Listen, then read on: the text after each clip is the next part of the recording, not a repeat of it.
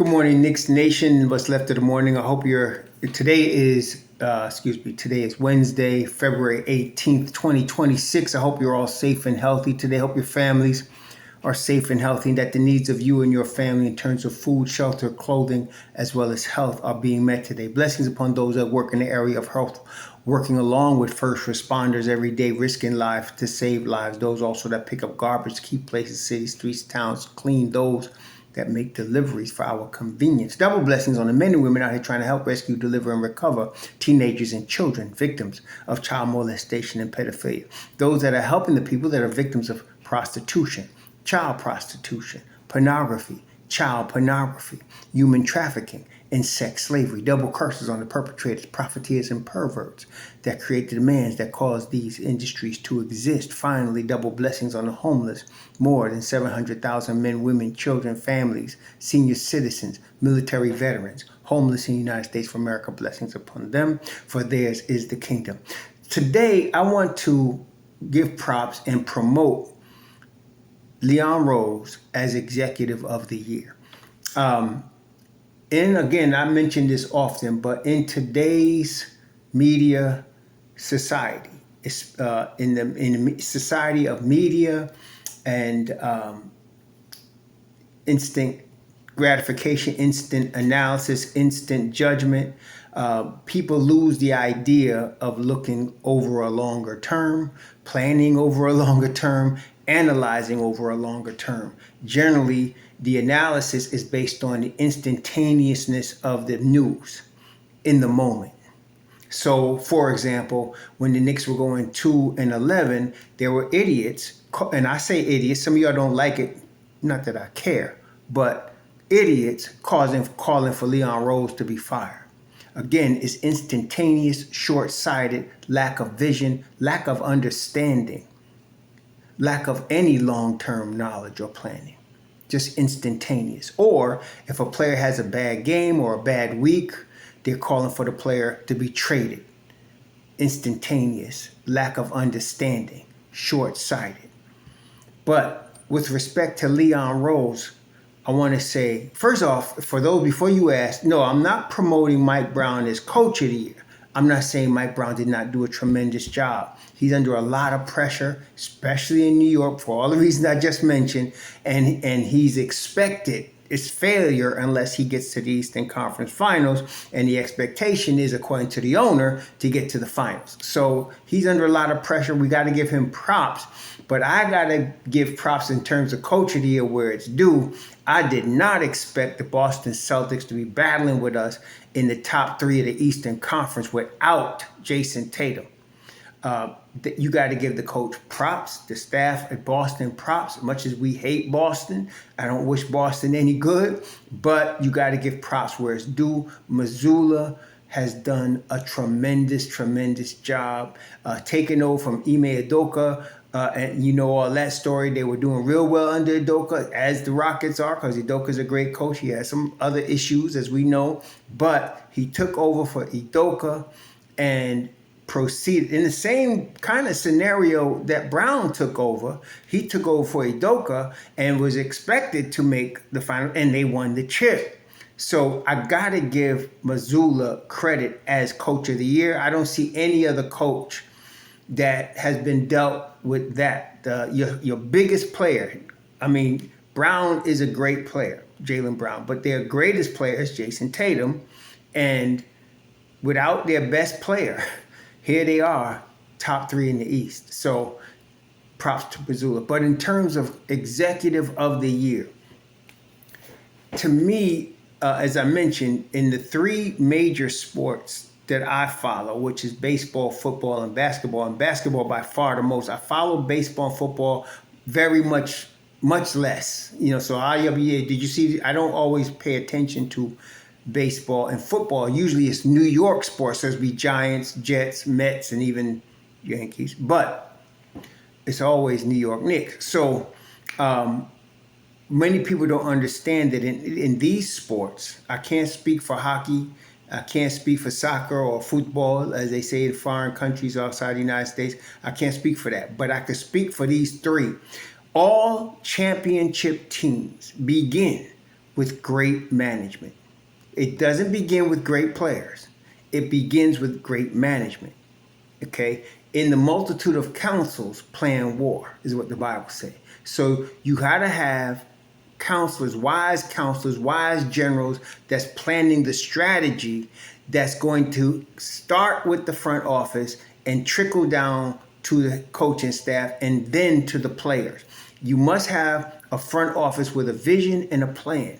Then you have that vision and plan is played out in who they hire as the coach. And then the coach and the management are deciding together on the type of players in the system they want to run. Many times you see with losing teams, particularly, all you got to do is look at New York Knicks basketball prior to Thibodeau and prior to Rose. There was disconnect between what the owner wanted, what the management wanted, and what the coach wanted. For example, with Phil Jackson, the owner wanted a guy that he could hand basketball operations to. Phil Jackson wanted to coach the triangle from the president's box. And then he brought in a good coach and Hornacek and messed his head all up. Instead of letting Hornacek run Hornacek, he had Hornacek running triangle while he was looking for talent for triangle and not for championships. Because a guy like Phil Jackson was handed Michael Jordan, handed Scottie Pippen, handed the Chicago Bulls, so he could put the triangle, he could put any offense in, and them cats would have been able to run it. Same with the Lakers. They draft Jerry West, against most people, drafted 17-year-old Kobe Bryant out of high school, traded for the 17-year-old boy that was drafted by Charlotte. Then ends up acquiring Shaquille O'Neal, and they proceed with those two to win 3 in a row, and then Kobe wins 2 more by himself. But Jackson's triangle wasn't the key piece there. It was the talent and the management that put that team together. Okay, and now you're dealing with a situation where the Knicks had terrible management. So I'm looking at Leon Rose was hired in March of 2020. Okay, let's think about this. He was hired in March of 2020. So in 2019, that's the 2019-2020 season, they had David Fizdale to start the first 22 games as coach, 4-18. He was fired. Then they brought in the guy that was an assistant, the G League guy, Mike Miller, who was a good coach. He was just in a very bad situation in New York. The executive team was Steve Mills, Scott Perry, and then later Leon Rose. Now, Steve Mills wasn't a basketball executive by training. This is a young man, this is a brother, not a young man no more, but he came out of Princeton, so he know what the hell he doing. He came out of Princeton, and he was hired as MSG as a back office executive, not somebody specifically for basketball. But Steve Mills did play ball on Long Island in high school. I think he played at Roosevelt, but I knew him and his family, not personally, but I met a couple of I played with one of his brothers, against one of his brothers in high school. Brother was real good, ended up going to Hofstra. But anyway, Steve Mills went to Princeton and played for Pete Carrill, a legend, okay, in basketball circles. If you know basketball history, Pete Carrill's a legend. Both the ball movement vibe and the man movement vibe offensively. That was Pete Carrill. So Steve Mills had that experience, and Mr. Dolan, who has been, and this is another thing, people always follow media and media's hate of Dolan, which I always despised, people that get brainwashed and suckered so easily. In New York especially, we from New York, we can really look down on suckers. People with the 3-car Monte, we know if you from New York, you ain't getting caught up in that. That's for them white boys from New Jersey to get caught up in. That's the vibe I'm talking about. So you get played into hating a man you don't know because of what media says. Anyway, Mr. Dolan is one of the guys that the first person in what I know to be baseball, football, basketball, organized professional sport, those three, to have a black head coach, a black president of basketball operations, a black general manager at the same time, black head of scouting at the same time. He did that. The New York Knicks before him were one of the first teams to have an all-black team in the 70s. The first teams in the NBA. Okay. Now there's some other firsts. I don't want to hear all you're talking about Bill Russell first coach. No, the Knicks have been historically a team that gives opportunities to the brothers. So I always respect that, especially from Mr. Dolan. So he had Steve Mills, his executive boy, try to run this thing. Mills didn't do such a great job. I mean, we knew that he had that year he went and signed. Well, he tried to do good by certain players. He went and signed some guys like Hardaway Jr. to a big $72 million deal, which was, people were tripping on that. But Hardaway Jr. was supposed to be the second option behind Porzingis later and Melo. But anyway, it didn't work out. But they drafted Mitchell Robinson. They had that year, Mitchell Robinson had 1 year experience. It was the second year. They had just got Julius Randle. They drafted this young boy named R.J. Barrett. And if you remember Iggy Brisdekas, he was one of our favorites, but he didn't stick around. They had Reggie Bullock. This was before Tibbs. They had Alfred Payton. They had Bobby Portis. They had Kevin Knox, who was now in his second year then. Taj Gibson was there. I mean, they had Dennis Smith Jr. They had power forwards up the yin-yang. So, and then of course there was the ball hog, Alonzo Trier. So all of us was hoping, and that's the thing, that we were so desperate for a winner in New York that we had not had in decades by that time. And so we were looking for any hope. We hoped on Alonzo Trier. We hoped on Izzy Brisdegas. We were hoping somebody would come through. And the mentality was, who's going to save the Knicks? That's what it was. Media kept pushing players that were going to help save the Knicks. And it's still a mentality now, which is a stupid mentality. If you want to save a franchise, you start with management. So here, March of 2020, Mr. Dolan hires Leon Rose. He doesn't say much, Leon Rose. He don't give you no press conference, no vision for what he's trying to do, nothing. He's very quiet. Leon Rose is an agent. He had been an agent a long time. He knew the insides of the league. We didn't know if he knew strategy, how to build a team. That's what my concern was at the time. So now, that year, 2019-2020, the Knicks were 21-45. They finished 12th in the Eastern Conference, and they was just floundering, okay? The next season, Leon Rose hires Tom Thibodeau that summer. Tom Thibodeau brings his staff in. There were all kind of rumors about him wanting to trade Barrett and trade the youngins because everybody knew Tiz wants to win right away. Every game is the seventh game of the finals to him, and he likes veterans. But he didn't. He did not trade R.J. Barrett. Instead, Thibodeau takes basically the same team and goes the next year in a 72-game schedule, 41-31. The Knicks finished 4th in the East from 12th in the East.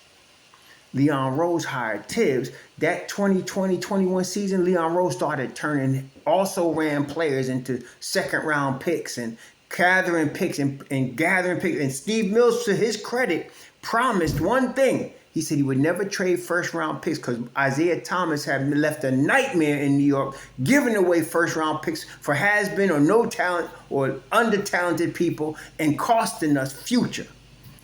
So Mills said, we will never trade first-round picks. And they didn't. They actually acquired first-round picks, especially in the trade of Kristaps Porzingis. And now Leon Rose was adding to that plethora and building up second-round picks, building up the second round. Again, in New York, we was used to hoping on a lottery pick because we wanted a player that was going to save the Knicks. But from the beginning, Leon Rose was looking future, building for future. And he was collecting second rounders, okay? Collecting second round picks. So that's first year with Thibodeau, they went 41-31.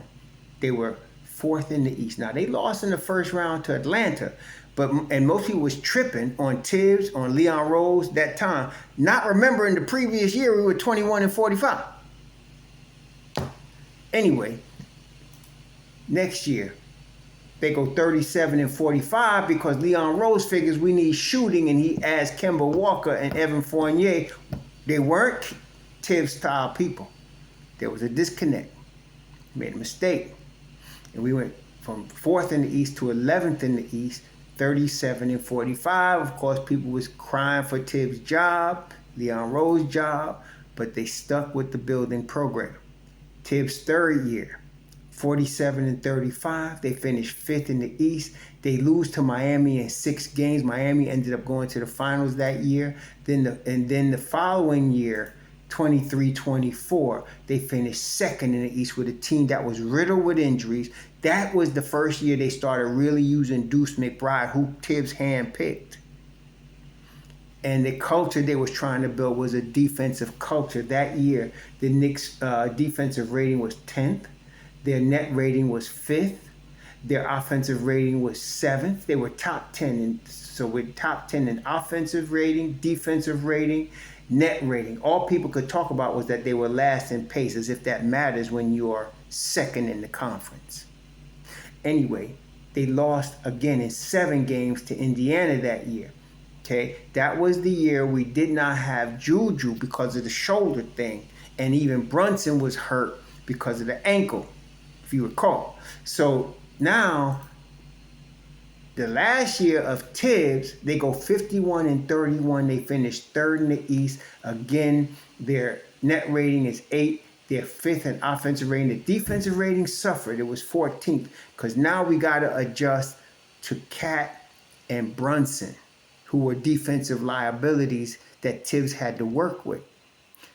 But Leon Rose had to make a decision. Tibbs was stubborn. And again, some of y'all use that as an excuse to come in my channel and start crapping on Tibbs. Big mistake. But Tibbs was stubborn.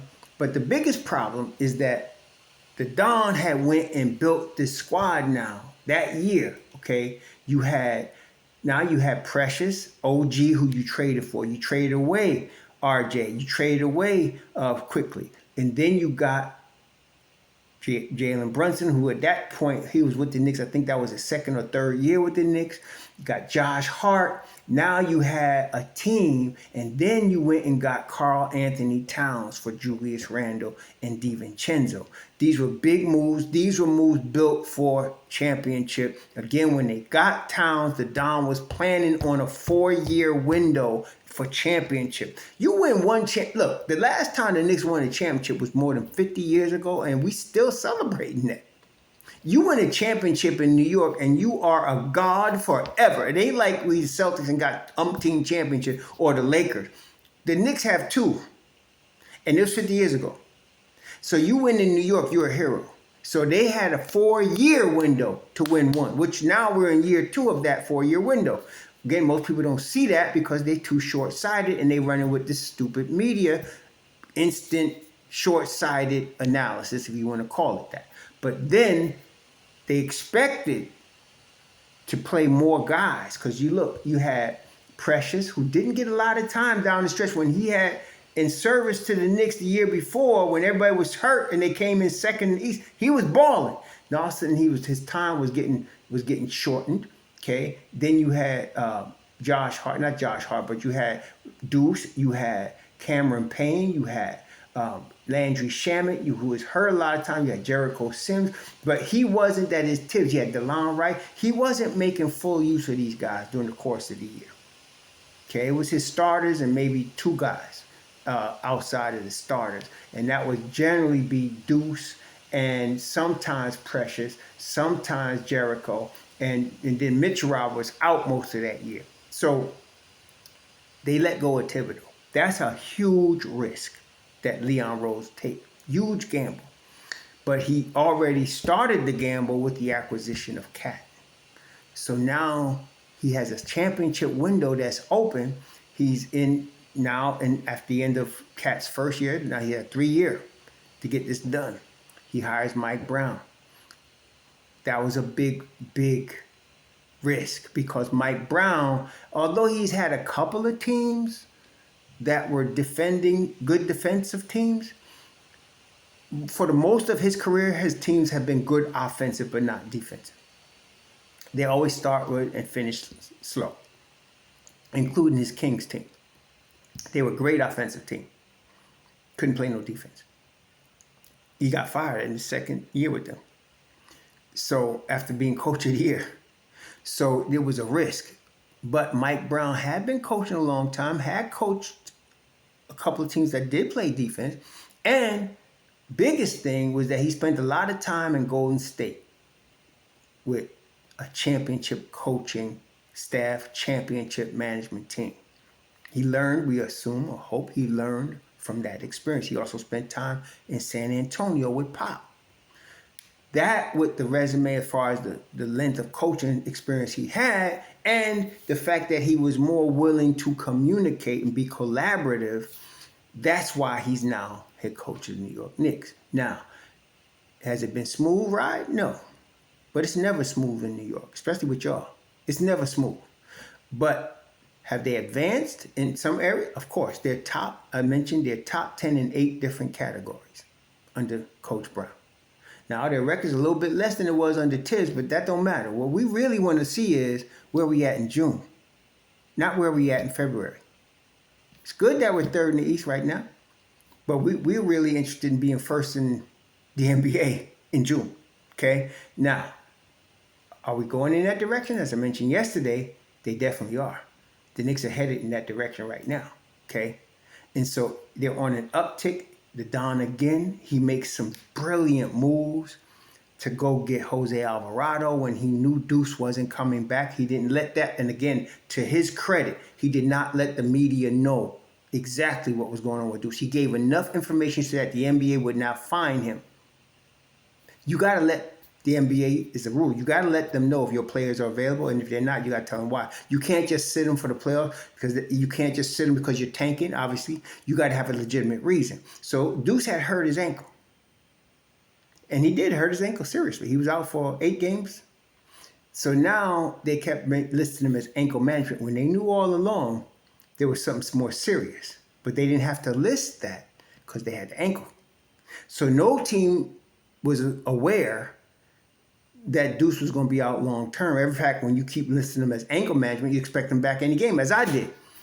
But the Don held his cards close to the vest, which is what you got to do in New York. And then he breaks out Jose Alvarado. Ian was telling us about Jose. I didn't understand it. But then the week that we get the deal done for Alvarado, they announced Deuce is going to have surgery, sports hernia surgery. Smart. So they get Jose Alvarado. He immediately brings energy to Mobb Deep. Then he messes around and get a lottery pick out of San Antonio and Jeremy Sochan, who's also a defensive specialist. And now Mobb Deep is, as I mentioned yesterday, you got a defensive juggernaut on your bench now. You got 6 dudes on your bench. Sochan, Diawara, Robinson, Deuce McBride, Shamet. Okay, you got 6 guys on your bench. And of course, we mentioned Alvarado, but you got 6 guys on your bench. I'm missing somebody. You got 6 guys on your bench that could lock down defense. Okay, you got 6 dudes. Who did they just get? They got, now hold on. Diawara, Mitch Rob, Deuce, Shamet. How can I miss Shamet? Shamet, that's him. Shamet, then Alvarado, then Sochan. You got 6 dudes on your bench. You could go 11 deep, but I don't think they're going to. Generally, the most efficient teams go 10. And you can go a strong 10 now.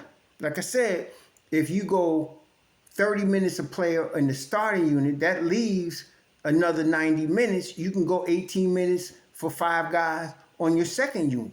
Okay? So you can, and most efficient teams play it like that. You play too many guys, you're risking inefficiency and mistakes, and you don't want that. So, yeah, and some of y'all keep asking the same freaking question. I told y'all, when Deuce comes back, it's Diawara that's going to be demoted.